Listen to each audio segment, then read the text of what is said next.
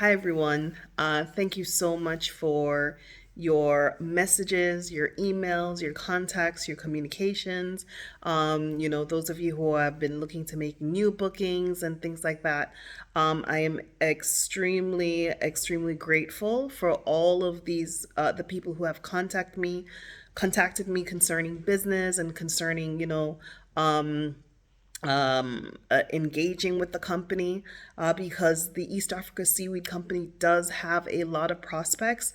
We have opportunities to work with other seaweed farmers across East Africa.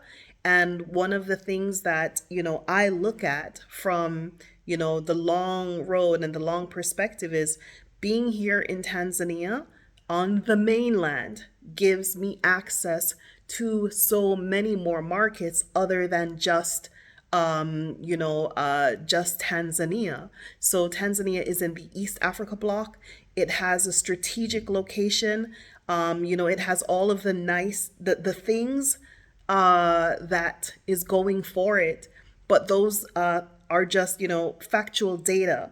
And I think Tanzania has to become more dynamic about working that their strategic location, that it borders so many landlocked countries, that it borders the Indian Ocean. It's portways. It has so many opportunities. So, in this video, I'm going to share with you a tour of the airport store that my company sought to get. And after going repeatedly, we were sent to go online to the TANEP's tender platform to await when that opportunity came up. And, I have been checking and checking and checking since, touring, and that opportunity never came. And I know this is one of the things that the president's office has been vocal and visible about, which is how to move things along faster. And this is a prime example of one of those things. And so the next video is going to demonstrate to you that I did go, and there were vacancies and there are opportunities. However, as a foreign company dealing in an infant industry with seaweed where nobody knows anything about it, we were pretty much like, oh well, we met the persons responsible for the airport stores, and no pickup. And all of that takes time, money, gas to go down there all the time, day after day, to write the proposal letter and submit it. And for it to go absolutely nowhere, it's unfair, and it's cruel. Because if we were not already here and established with a location and a place to sleep, if we were a visitor, we would lose all our money in a hotel trying to pay for a hotel, a place to stay, and find food and find this. This doesn't mean that where we're staying is free either. Okay, it costs something to stay here. So it because I have a lease that I must pay at the end of every month. So I'm just like at this place where I am shedding a lot of the things that we have done and we have gone through as the East Africa Seaweed Company, just so people can have a better understanding of why we are not where we could normally be in a normal place, right? In a normal place, you see something that's available, you go rent it, it's done. Not here. That's not how it works here. And this kind of stuff just has to stop. It really is. It is not productive for the country. It is not productive for the farmers who we support. By the way, our company supports the farmers that are on the WWF, pipeline for seaweed development. We're signatories to the United Nations Social Development Goals. So we have made the initiative to demonstrate that we are here for the farmers and here for their upliftment and here for developing the farming community for seaweed. But again, ignorance is, is there.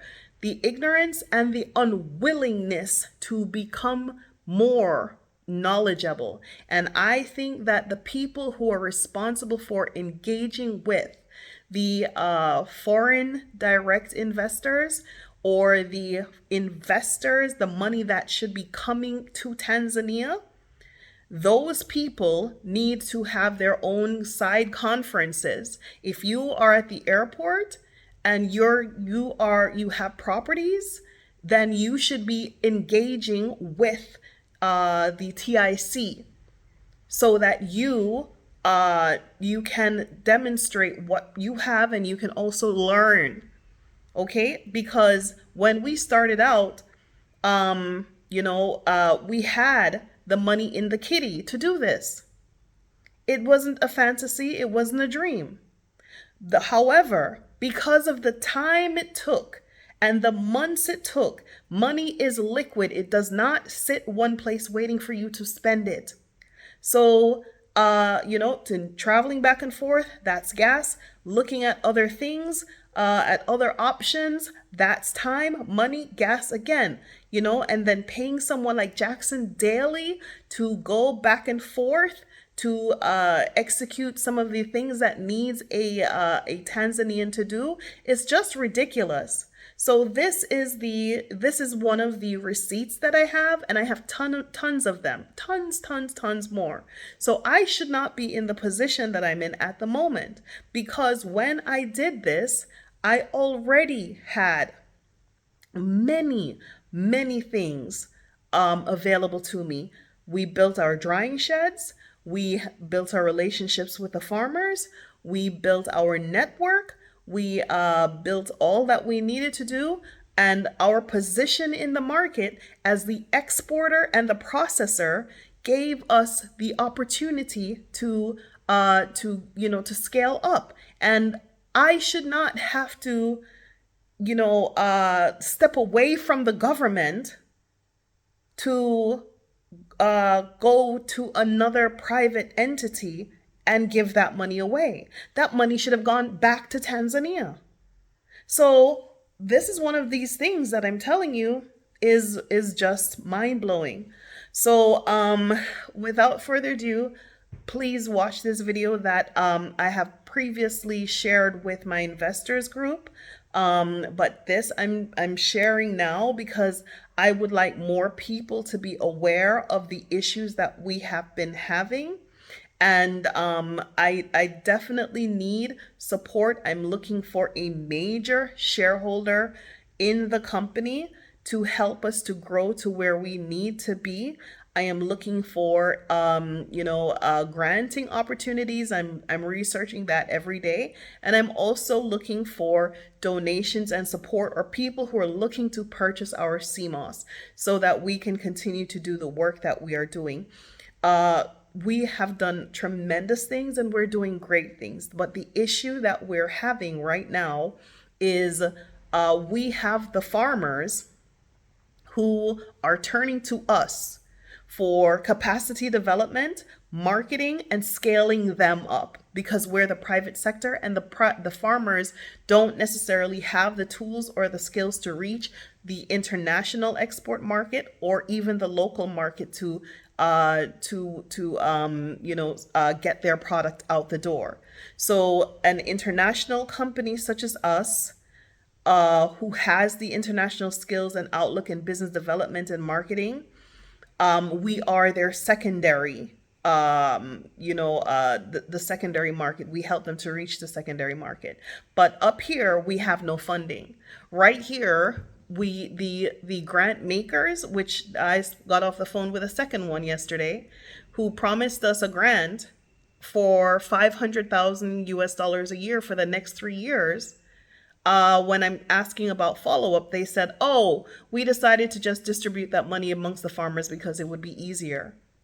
And I said, well, this is short-sightedness. It is short-sighted to focus only on the farmers, because if you do that, they have no way of getting out of the rut that they have been in for the last 10 years, where the seaweed is kept artificially low, and the major seaweed buyers are playing economic games by purchasing a little bit in Tanzania and a little bit in the Philippines and a little bit here and a little bit there, and to overlook the private sector for funding or grant is short-sighted, because seaweed is a unique product. It is not like cashew.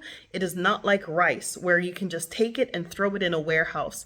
It has a way that it has to be handled to dry it to a certain capacity that it does not create mold. Okay, it has a way that you have to dry it because it exudes a fine salt, so you have to know how to do what you need to do. So it's not fair that we are in this infant industry, and no grant maker the same grant makers who depend on us aren't even trying to support us. And they told me, well, that's where the private sector comes in. Yeah, but when the private sector in seaweed goes to a bank that knows nothing about seaweed, they're not trying to finance you. So the diaspora, I believe, we need to organize ourselves, whether that's in ADDI or whatever. We need to have our own grant society, our own business grant making societies that support businesses of the diaspora, from Black and brown people from the West who are returning to Africa, to help us do the things that we need to do in order to execute our business objectives. Right? We need to be on that. Okay. So I think the next meeting I want to have is to create that platform, because this is ridiculous. It makes no sense, and it is utterly confusing, disingenuous, unfair. I don't understand. How do you lead a company on for 1 year and then all of a sudden, oh, we decided to go with the farmers? So it is what it is. Go with the farmers. But what you've done is you've put the farmers in the same position that they have been for the last 10 years. So some of these NGOs and grant makers, they don't necessarily want to solve the problems. Once you fix the problems, once you solve the problems, they no longer have jobs. So you Tanzanian government, you people who are watching this, okay, you need to hold them accountable. You need to find out who they're turning away and why they're turning them away, and how they're doing what they're doing, because their solution is not to solve the problem. Their solution is to prolong the problem as long as possible, so that they will continue to hold their own jobs and do as little and as minimal as they possibly can. Okay? So at this point in time, I am about here with this. I'm done with all this foolishness. I am done with it. Okay? So if we're talking about progress, we have to try to figure out what kind of progress is Tanzania really looking for? What kind of progress is Tanzania looking for? What describes progress for this country? Progress and success. Because you are being hindered. You're being hindered by your grant makers. You're being hindered by your financial systems. You're being hindered by your policies. You need to change some of these things. I am open for dialogue and communication. I will sit here and provide consultancy to the Tanzanian government should they would like to have some kind of insight from a foreign direct investor. Because if we're the ones bringing the money, the real money, the bulk money that is being used to build the roads and build the bridges and do all of that stuff, if we're that, then you need to treat us as that. It cannot work like this. No. Mama Semia, I love you and I respect you, but I'm so sorry. Your country needs to do better. It needs to do better. Okay, so those of you who would like to go ahead and assist me to grow, I still believe in Tanzania. I believe in Tanzania because I have done a lot in Tanzania. I have invested all of my resource in Tanzania. It is unfair for me to be on the side of Tanzania, work this hard, and do this work, and still end up with dust. Please go ahead. Go into the description box, make a donation. I would like to hold a meeting. I'm going to post a few more videos so people are completely aware of what I've been through so that we can see how we can solve this. Because without business, we're not going to see economic impact and we're not going to see success. Okay? All right. Thank you all so much for watching, and continue on to the video that's coming up behind. Bye-bye.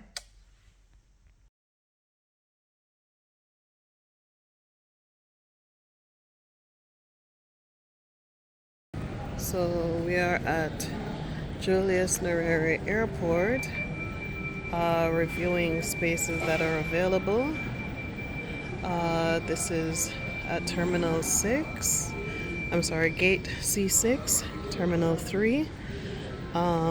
This is the space that they said is available. So the officials are back here, Polisana. So you can see it's a big space. It's 95 square meters. It's already finished, but they say it's available. So you can see it's a good location. So I want you to have a good look at the space. So it has a line for sewage in the back, and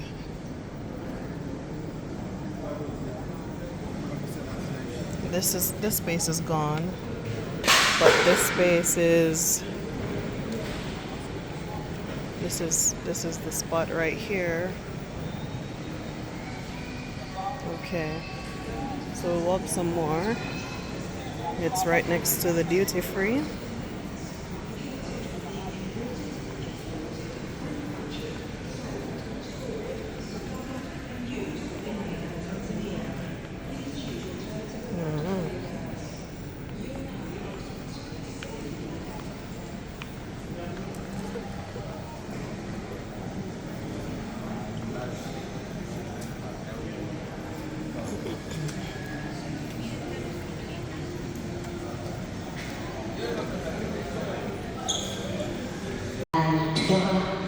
Kind proceeding now through gate number C6. Passenger seated in Zanzibar on flight number QR1499 to the kind proceed about now through gate number C6.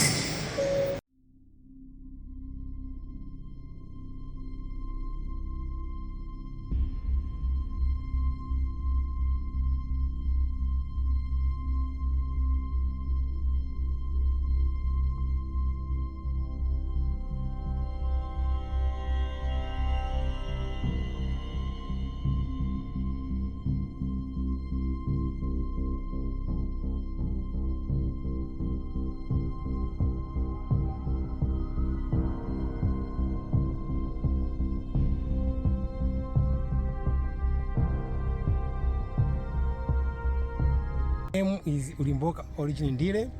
I'm a fisheries officer at Songo Arts. So I'm here today to meet with the East Africa Seaweed Company. We've discussed a lot about the investment known in seaweeds, Yes. in eco Tourism. tourism, tourisms, about the investment in general. Yes. So me and my fellow community of Songo, we are happy for our investors, and we are sure that we will be cooperate with him for this investment, which are expected to invest at our wards Songo. We are sure that we will be together with him for sharing different views and to give him any assistance which he need from us. What is the current state of seaweed? How much are people buying seaweed for now? For now, we are buying for 600 shillings. shillings. They're buying. And is that enough? Not enough at all. Oh. Not enough, because for seaweed farming, the cost is very high. So the cost is very high. When it comes to the amount they get after the selling is very low. So it's not the money they get is not enough to live on. Right. So if now we are happy to meet with this East Africa seaweed, because now we can get fair about our farmers. Fantastic. And that will help a lot with developing this community, developing this small island, giving women an opportunity to support themselves, their family, their community, and to build and develop Tanzania and life in general. Yes? Okay. Thank you. Thank you very much. You're welcome. Bye.